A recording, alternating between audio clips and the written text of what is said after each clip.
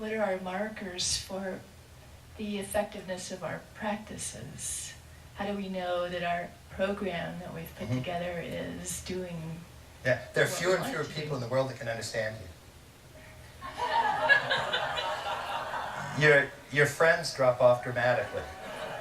You find yourself spending more and more time alone Saturday night, basking in the radiance of your own bliss. You thought finding a boyfriend was hard now. Try putting up with stupid under these circumstances. It's one of those classic never-ending sliding scales. And the scales are almost always paradoxical. The first thing that doesn't happen is it's not that you have less pain. And it's not that you have less turmoil.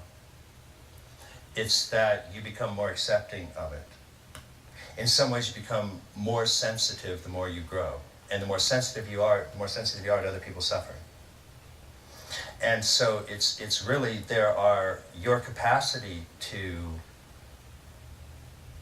get hurt is going to increase dramatically. And your capacity to handle it is going to increase even more. And that's the great thing about it. You become bigger in all dimensions. You become deeper in all dimensions. And bodhisattvas cry daily. It's not just all fun and games. So you'll know it primarily by how increasingly sensitive you get.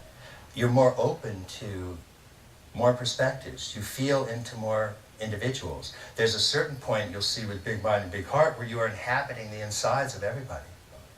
So there's a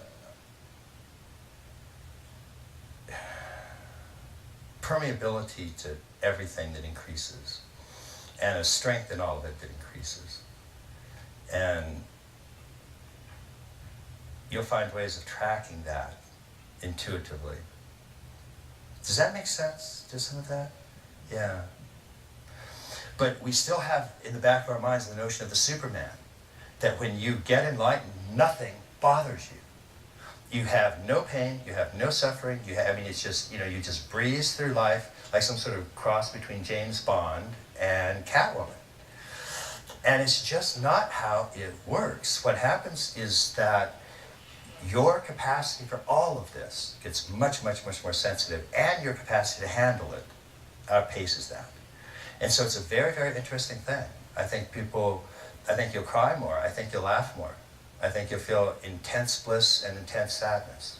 There's a sense in which you will cry for every sentient being alive. It will tear your heart out.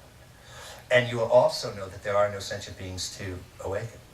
And that will give you more joy than you can imagine. And all of these things, the glorious, grand mixture of all of that, it's extraordinary. And all continues to arise, but it self-liberates in its own space.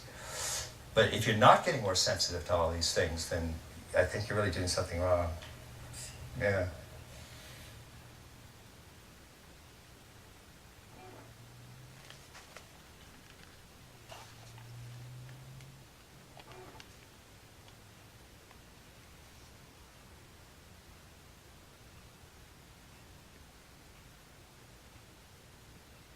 It's not necessary that you become an Olympic decathlon champion in every single module, level, line, quadrant, state, type.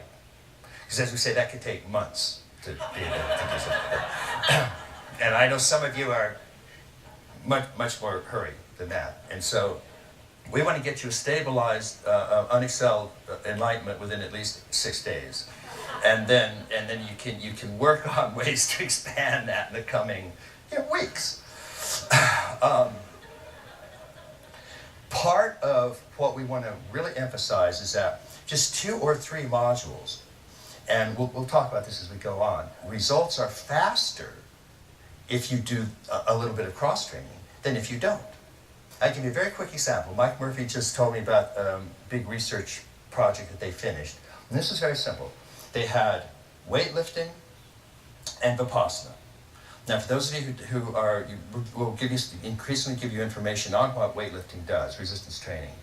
Over a 6-month period, if you do not much more than a half an hour 3 times a week, it can turn back most physiological age markers up to 10 years. It's staggering what that can do in terms of helping to rejuvenate just that component of your being. And if you have that much more rejuvenated energy and capacity, you're going to be able to apply it to whatever you do and make it much more efficient, more effective.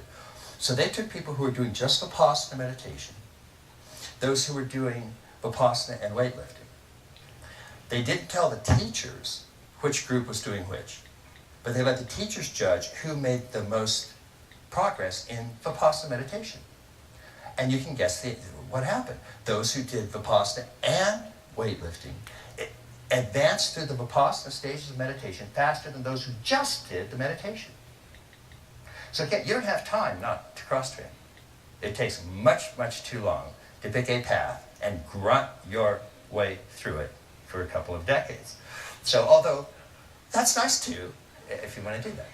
So again, I really don't want to put any of these down. What we are trying to suggest is that it's more efficient and more effective to do some degree of this kind of cross-training. It's at the very least, it's not going to take you more time. And it's extremely likely it's going to shorten some of the time that you're going to have to do some of